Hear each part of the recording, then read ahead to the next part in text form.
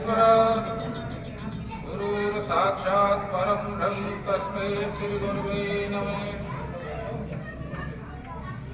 सतगुरु मिल्या जो जानिए ज्ञान उजाला हो, परम का भांडार छोड़ कर रहे अकेला हो। गुरु मिला हुआ जब भी जाने जब ब्रह्म की स्थिति है, क्या कहां से दुख आता है, कहां से सुख आता है, क्या आत्मा है, क्या परमात्मा है। समाज की मर्यादा तोड़ने पर हमको क्या मिलेगा, इस बात का जब हमको कोई अनुभव करा दे उसी को परम गुरु माना जाएगा। सारी बुराइयों से हटा करके परम सत्य से जोड़ दे जो एक ही है संसार में। यजुर्वेद के अध्याय 40 के मंत्र नंबर 8 क्लियर बता रहा है कि उसकी कोई काया नहीं है, उसका कोई रंग नहीं है, कोई रूप नहीं है। और यजुर्वेद का अध्याय 32 के मंत्र नंबर 10 क्लियर कह रहा है, वे ईश्वर हमारी विविध प्रकार से सहायता और रक्षा करता है, इसलिए वह हमारा भाई है। वे हमको उत्पन्न करता है, इसलिए वह हमारा विधाता मालिक पिता है। और वह स्वर्ग रूप में तृतीय धाम में विराजमान है। अब तृतीय धाम को समझने की चेष्टा करें। एक धाम तीनों देवों का है और एक काल पुरुष का है, काल निरंजन, जो ब्रह्मा विष्णु महेश के बाप है। उससे ऊपर जो सतलोक है उसका है। अब उसका खेल प्राणी मात्र में है। कठोपनिषद में लिखा हुआ है, ईश्वर समस्त ध्येयधारियों में आत्मा रूप में विराजमान है। वह एक रूप में होकर के भी अनेक रूप धारण कर लेता है। जो विद्वान जन उसका अपनी काया में साक्षात्कार कर लेते हैं वो ब्रह्म में लीन हो जाते हैं। उनको हथियार उठाने की आवश्यकता नहीं पड़ती। देह त्यागने से पहले समाज को नई दिशा दे जाते हैं। जैसे कि कबीर साहिब ने दी, संत रैदास ने दी, संत दादू दयाल ने दी, गुरु नानक देव ने दी, महावीर स्वामी ने दी, महात्मा बुद्ध ने दी, ईसा मसीह ने दी। अब जिनको हम पूछते हैं कि ये कौन ब्रह्म है, जब हमारे वेद उसकी काया नहीं बता रहे, त्रिगुणातीत है, 5 तत्व और 3 गुणों से परे है, तो हम भ्रमित हुए थे। उससे ऊपर उठने की जरूरत है। उसकी कोई प्रतिमा नहीं है, प्रतिमा बना करके हम पूज रहे हैं। अर्थवेद क्लियर कह रहा है, तस्य प्रतिमा अस्ति। यजुर्वेद में कहा है, ब्रह्म एकम द्वितीय नास्ति, अद्वितीय एकम एक। ब्रह्म एक है, दो नहीं है, और वो एक है, उसके समान दुनिया में कोई और दूसरा नहीं है। कुरान शरीफ भी बता रही है, ला इलाहा इल्लल्लाह, परमेश्वर एक है, दो नहीं। उसको छोड़कर दूसरों को पूजना घोर पाप है। प्राणी मात्र में है, इसका प्रमाण गीता जी में मिल रहा है। ईश्वर सर्वभूतानां हृदयेषु अर्जुन तिष्ठति सर्वभूतानि अंतराणि रूदानि ब्रह्म। हे अर्जुन, ईश्वर समस्त प्राणियों के शरीर में विराजमान है। शरीर रूपी यंत्र पर सवार होकर प्राणी भ्रमित हुए उसी ईश्वर की माया में घूम रहा है, पहचान नहीं। कुरान भी बता रही है, बफी अंतु शेकुम तबसेरुन, हे इंसान, मैं तेरे हृदय में वास करता हूं, तू मुझे देखता क्यों नहीं? मैं तेरी श्वासों में रमा हुआ हूं, ज्ञान रूपी नेत्रों के बिना तू मुझे नहीं देख सकता। अब ज्ञान रूपी नेत्र कोई बिरला गुरु मिल जाए, परम तो मिल सकते हैं। अब हमें इनको इस स्थिति में न पहुंच करके कहां पहुंच रहे हैं? गीता जी कह रही है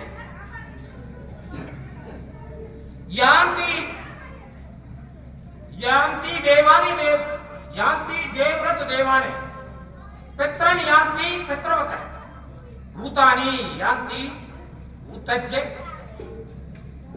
मदाविन्मा में श्री कृष्ण जी ने कहा है, जो एक शक्ति है। जो लोग देवता को पूजते हैं देवता को प्राप्त होते हैं, और पितरों को पूजते हैं पितरों को प्राप्त होते हैं, जो भूतों को पूजते हैं भूतों को प्राप्त होते हैं, और मतानुसार शास्त्रों के अनुसार जो मुझे पूजते हैं मुझे प्राप्त होते हैं। लेकिन उन्होंने एक इशारा और किया है, त्वमेव शरणं गच्छ सर्वभावेन भारत है, यत् प्रसादांत पराम शांति स्थानम प्राप्स्यसि भारत प्राप्स्यति शाश्वतम। हे अर्जुन, तू ईश्वर की शरण में जा, उसकी शरण में जाने से परम शांति और परम अविनाशी पद प्राप्त होगा। सर्वभावेन से तात्पर्य सभी देवी देवता पितृ आदि को छोड़ करके केवल उसी का स्मरण कर।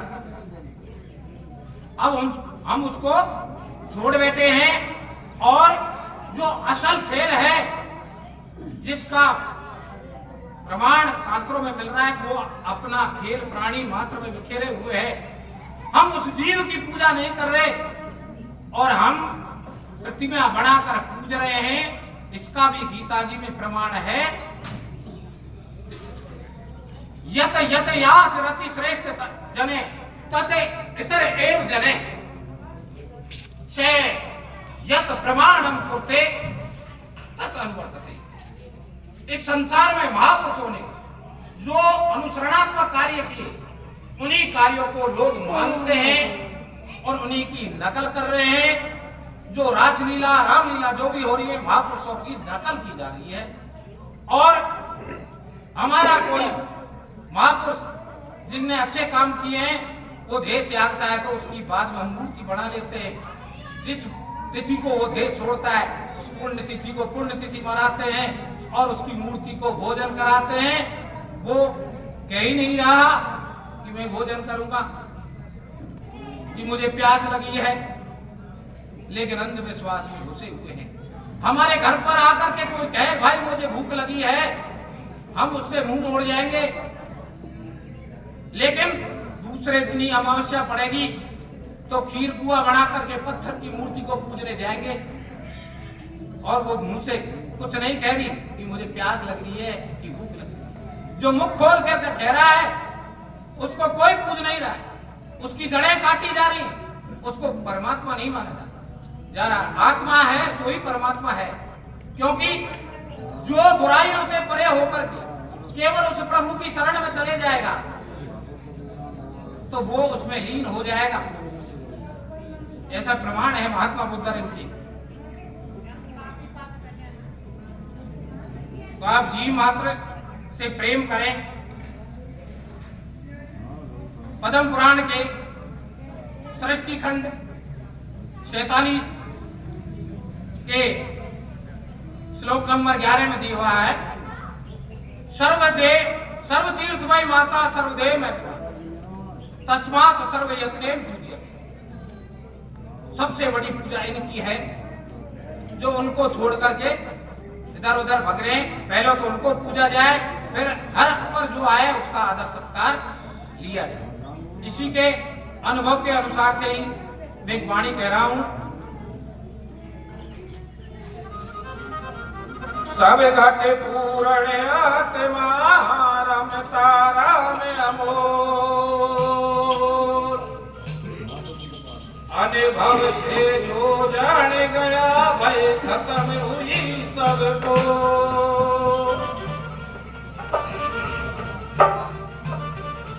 वाहन पूजत जीवन गया कभी ने मूरत बोली, जब मैं पूजा जीव ने भाई घट में आत्म बोली।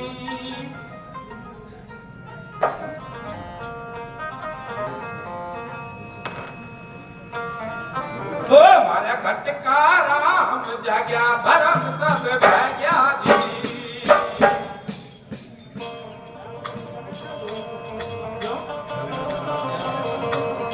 ओ मारा घट का नाम जाग्या भरम सब भाग्या जी।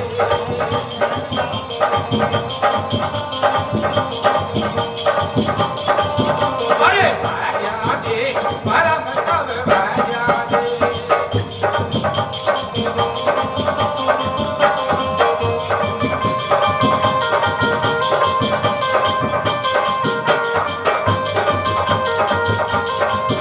ज्ञानी नर पान पूजय ज्ञानी पूजय देवरा दे।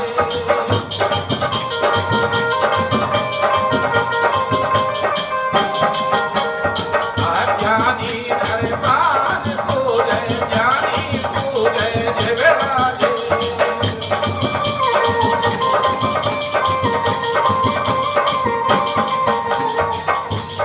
मान कपड़ा मांगे नहीं देवरा खोले मुकरा दे।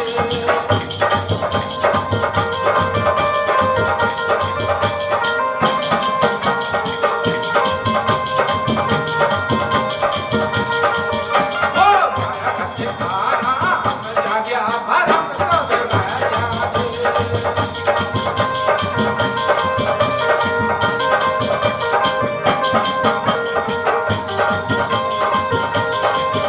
मारा कच्चे खाना हम जाग्या भरम सब भाग्या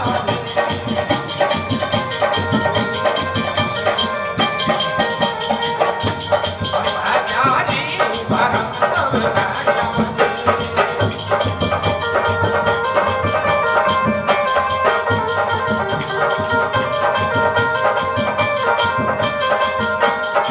आज पिता की सेवा कर भोल मत मुस्कुरा दे।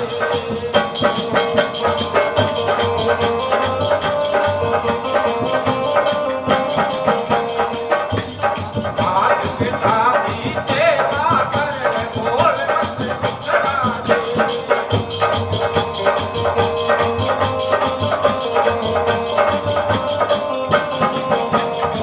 अरे आया तो आकर देना सबको देना टुकड़ा दे।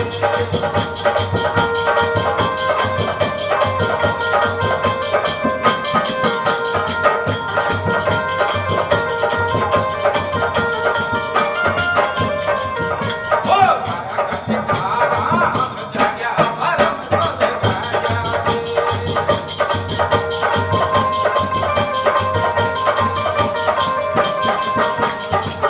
मारा कच्चे खाना हम जाग्या भरम सब भाग्या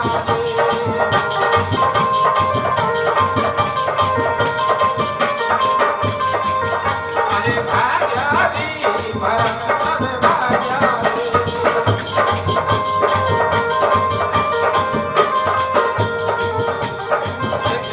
सबने जाना चले कई तेरा दे।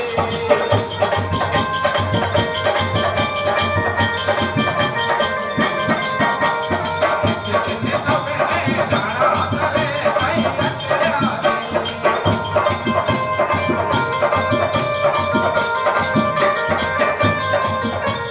मेरे की प्याला पीना मेरे तेरा दे।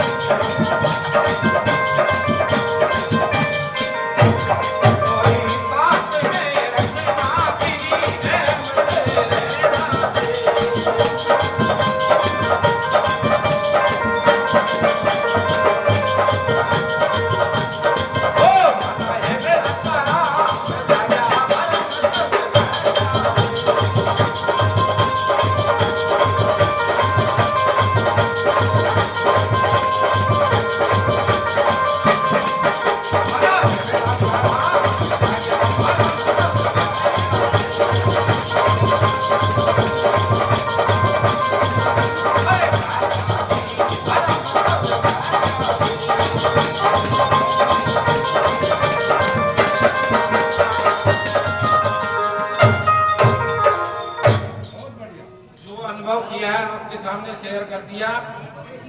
हम तो ये चाहते हैं प्राणी मात्र के प्रति प्रेम भाव रहे, लेकिन संत मत ये कहता है कि आप पे कोशिश होती है अपनी करो।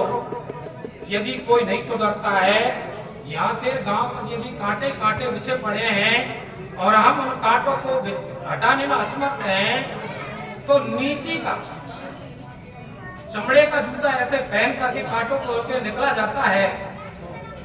उसी प्रकार से संत मत के अनुसार अपने खुद के काया को नीतियों से इतनी परिपूर्ण कर लो कि हम पे किसी का बुरा नहीं होए और हम उस रास्ते को सहजता से पार कर जाए। हम पे कोई नहीं सुधरे तो अपने आप को ही सुधार।